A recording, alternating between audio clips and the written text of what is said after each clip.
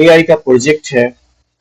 तो उसमें क्या क्या पढ़ना था, तो उसका कुछ बेसिक जानकारी मैं लेके आया हूँ। उम्मीद है आप लोग को पीडीएफ मिल चुका होगा, और नहीं मिला है तो मैं इस वीडियो के साथ उसको अटैच करूंगा अपने यूट्यूब चैनल पे, तो आप वहां से डाउनलोड कर सकते हैं। तो प्रोजेक्ट रिपोर्ट जो है आपका आईसीटी एंड एआई का, उसमें आपको ये सब डिटेल्स जो दिया गया है स्क्रीन पर आप देख रहे हैं, name, class, roll number, student, और कॉलेज कौन सा है आपका, सेशन कौन सा था, और सबमिटेड टू, है ना, किनको आपने सबमिट किया। तो ये सब सही सही भर के आपको कॉलेज में डालना था, ठीक है ना। आज देखते हैं हम लोग कि एक मतलब आईसीटी एंड एआई वालों को क्या क्या जानना जरूरी था, राइट ना। तो सबसे पहले हम लोग देखते हैं कि क्या ऑब्जेक्टिव हो सकता है, एआई सीखने का ऑब्जेक्टिव क्या हो सकता है, क्यों एआई हम लोग करेंगे। अगर इस आगे की क्लास को हम लोग देख लेते हैं तो हमको क्या क्या समझ में आ जाएगा। तो to understand the concept of ICT and artificial intelligence, मतलब आईसीटी क्या होता है, आर्टिफिशियल इंटेलिजेंस क्या होता है, ये आगे हम लोग देखने वाले हैं।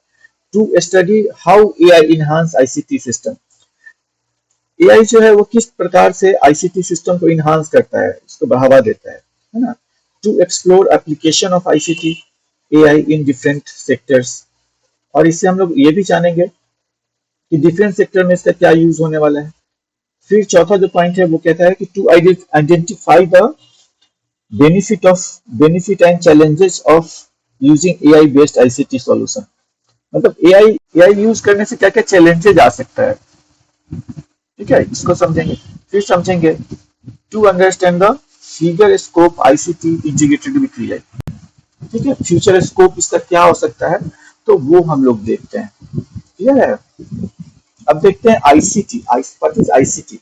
ICT refers to technology used for collection, storing, processing and sharing information through digital devices and communication network। ICT जो है वो एक टेक्नोलॉजी है जो क्या करता है, कलेक्शन करता है डेटा का, स्टोर करता है और उसको प्रोसेस करता है टू शेयर इंफॉर्मेशन, किसी को इंफॉर्मेशन शेयर करने के लिए। जैसे एग्जांपल के तौर पर देखते हैं computer and smartphones, internet and cloud computing, digital communication platform पे, ऑनलाइन लर्निंग सिस्टम्स पे, और डेटा मैनेजमेंट पे। यहाँ पे ये सब जो है आईसीटी के एग्जांपल्स हैं, ठीक है।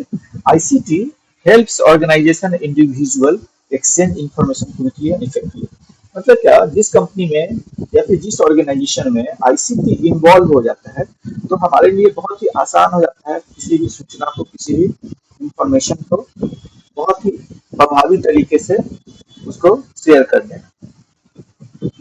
अब देखते हैं हम लोग overview of artificial intelligence, right. Artificial intelligence allow machines to simulate human intelligence. AI systems analyze data, recognize patterns, and make decision based on algorithm. Artificial intelligence होता है वो हम लोग को अनुमति देता है ना, ह्यूमन इंटेलिजेंस को सम्मिलित करने के लिए, मतलब जो ह्यूमन का इंटेलिजेंस है, हम लोग का जो इंटेलिजेंस है, उसको कंप्यूटर कैसे उसको प्रोसेस कर पाए, कैसे उसको एनालाइज करके डाटा को, और उसी पैटर्न पे वो डिसीजन लेके कुछ बेहतर करके दे। और ये सब डिसीजन जो होता है वो बेस्ड ऑन एल्गोरिदम होता है, मतलब जिस तरीके का एल्गोरिदम होगा, मतलब हमने एआई को जिस तरीके से समझाया हुआ कि तुमको वर्क कैसे करना है, वो उसी प्रकार वर्क करेगा। Major area of AI include, अब एआई सबसे ज्यादा कहाँ वर्क हो रहा है, तो मशीन लर्निंग में, डीप लर्निंग में, नेचुरल लैंग्वेज प्रोसेसिंग में, कंप्यूटर विजन में, और रोबोटिक्स में। ये 5 ऐसे फील्ड है जहाँ पे एआई को बहुत ज्यादा यूज किया जा रहा है। इंटीग्रेशन ऑफ आईसीटी एआई, ठीक है, देखिए ये वाला integration of ICT and AI, इसमें क्या है, ICT provides the infrastructure, data and communication networks required for AI system, which AI makes ICT system smarter and more automated।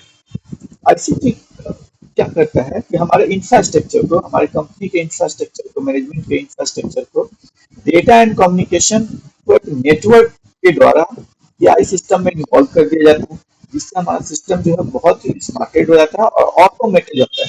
मतलब बहुत ऐसा चीज है, बहुत ऐसा रिपोर्ट है जिसके लिए हम किसी का आश्रित नहीं होता है, सिस्टम वो हमको करके दे देता है। ठीक है, आगे चलते हैं।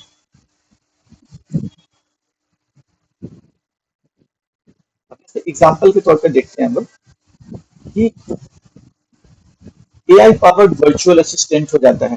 अब ये वर्चुअल असिस्टेंट क्या होता है? अभी आप कोई आप देखते होंगे, आप कुछ भी जैसे आप क्लास खरीदने जा रहे हैं कोई भी वेबसाइट पे, फिजिक्स वाला पे कोई क्लास लेने जा रहे हैं, अब आपको समझ में नहीं आ रहा है कि हम ये बैच लेके ये बैच ले, तो वहां पे एक असिस्टेंट होता है जिसमें आप कुछ भी टाइप करके पूछते हैं, एक्चुअली वो वर्चुअली होता है, एआई के द्वारा रन किया गया होता है।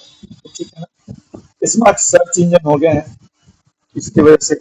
ऑटोमेटेड कस्टमर सपोर्ट सिस्टम में ये काम आ रहा है, जिसे इंटेलिजेंट साइबर सिक्योरिटी टूल्स हम लोग इसके वजह से बना रहे हैं, कर रहे हैं। पर्सनलाइज लर्निंग प्लेटफॉर्म कर रहे हैं, है ना, ये सब इसका यूज हो जाता है। ठीक है, आईसीटी में जब हम एआई का यूज कर लेते हैं तो इतना चीज जो है बहुत ही आसान हो जाता है। उम्मीद है आप लोग को समझ में आ रहा होगा। ठीक है, application of ICT and AI. अब देखिए, एजुकेशन में जो है AI based online learning platform हो रहे हैं, ऑटोमेटेड इवोल्यूशन सिस्टम बन रहा है। अब इसमें क्या है, ऑटोमेटेड इवोल्यूशन सिस्टम क्या है? जैसे हमने कुछ एग्जाम लिया कुछ बच्चों का, उसका डेटा हमने फीड किया किसको कितना नंबर आया, और इसको मैंने एआई को दे दिया, तो वो इसको ऑटोमेटेड इवोल्यूट कर देगा, इसका क्या ग्रेड आया, इसका क्या परसेंटेज आया।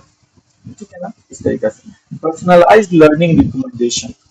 एआई हमको ये भी बताता है कि हमको क्या पर्सनलाइज, जैसे एक बुक है 500 पेज का बुक है और हमको कुछ कुछ कुछ ऐसे टॉपिक पे हमको पढ़ाई करना है, तो ये हमको पर्सनलाइज लर्निंग रिकमेंडेशन कर देगा, नहीं आपका टॉपिक ये है और आपको ये पढ़ना चाहिए। ठीक है, इसी तरीके से हेल्थ केयर में इसका यूज होता है, डिजीज प्रिडिक्शन सिस्टम के लिए, एआई असिस्ट डायग्नोसिस के लिए, डिजिटल हेल्थ रिकॉर्ड के लिए, रिमोट पेशेंस मॉनिटरिंग के लिए। इसी तरीके से एआई का बिजनेस में क्या होगा, तो कस्टमर सर्विस चैटबॉट्स के लिए, है ना, कस्टमर को कोई सर्विस के बारे में बताना है तो वो चैटबॉट से बात कर सकता है। डाटा एनालिसिस एंड फोरकास्टिंग के लिए, ऑटोमेटेड मैनेजमेंट सिस्टम के लिए, स्मार्ट मार्केटिंग सॉल्यूशन के लिए। ठीक है, एग्रीकल्चर में हम लोग इसका यूज कर सकते हैं, किस लिए, तो crop monitoring using AI, crop जो मतलब क्रॉप के मॉनिटरिंग के लिए हम एआई का यूज कर सकते हैं। वेदर प्रिडिक्शन के लिए, वेदर प्रिडिक्शन बहुत ही जरूरी होता है। सपोज कोई खेती कर रहा है, वो तंबाकू का खेती कर रहा है, अब उसको अगर ये पता नहीं चलेगा कि कब बारिश होने वाला है, कब पत्थर गिरने वाला है, तो वो अगर उसको समय से पहले पता चल जाए तो वो अपने खेती को सेव कर सकता है। ठीक है ना, वो अपने क्रॉप का क्या कर सकता है, प्रिवेंशन कर सकता है डैमेज होने से, है ना, या फिर उसको ये पता चल सकता है कि हमको बारिश कब आने वाला है, किस सीजन में क्या करेंगे।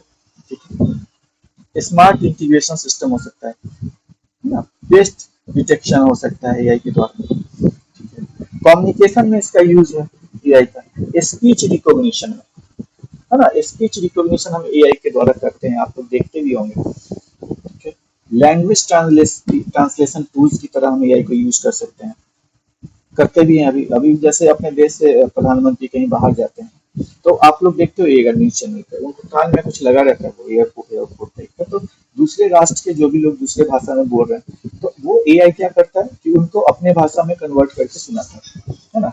स्पैम फिल्टरिंग के लिए, स्पैम डेटा को फिल्टर करने के लिए हम लोग एआई का यूज कर सकते हैं, रिकमेंडेशन सिस्टम्स के लिए कर सकते हैं। ठीक है, साथ में advantage of ICT and AI. Advantage क्या क्या है इसका, एडवांटेज मतलब इसके क्या क्या गुण हो सकते हैं, तो इसका सबसे एआई का सबसे जो है कि फास्टेस्ट प्रोसेसिंग ऑफ इंफॉर्मेशन, किसी भी इंफॉर्मेशन को बहुत ही फास्टली प्रोसेस करता है एआई। दूसरा है इम्प्रूव डिसीजन मेकिंग, तीसरा है डिसीजन लेने की क्षमता बढ़ा देता है, एआई हमारी डिसीजन लेने की क्षमता बढ़ा देता है। ऑटोमेशन ऑफ रिपीटेटिव टास्क, है ना, कोई भी टास्क को बार बार करना है ना तो उसको ये ऑटोमेट कर देता है।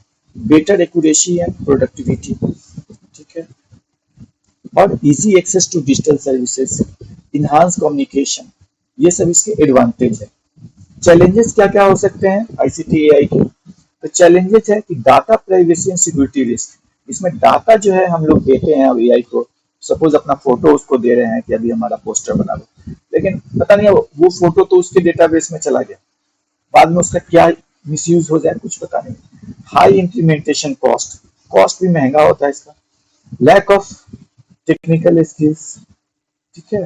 Possible job displacement due to automation, automation होने से क्या हो जाएगा, बहुत सारे जॉब जा रहे हैं और जाएंगे। Ethical issues in AI decision making, और उसको इथिकल चीज, जैसे जैसे एआई को ये पता नहीं है कि हमको क्या वो अच्छा कर रहा है क्या बुरा कर रहा है। एक ह्यूमन ये सोच सकता था कि हम क्या सही कर रहे हैं और क्या गलत कर रहे हैं, बट एआई जो है वो ये नहीं डिसीजन मेकिंग कर पाता है ना, हम उसको जैसा काम बोलते हैं वो करके देता है। उसी तरीके से फ्यूचर स्कोप क्या है इसका, तो एक स्मार्ट सिटी बन सकता है, और स्मार्ट सिटीज में इसका बहुत यूज होगा। ऑटोमेशन सिस्टम में, ऑटोमस सिस्टम बोलते हैं जहाँ पे सब कुछ ऑटोमेटिक हो रहा है, वहां पे इसका यूज हो सकता है बहुत ज्यादा।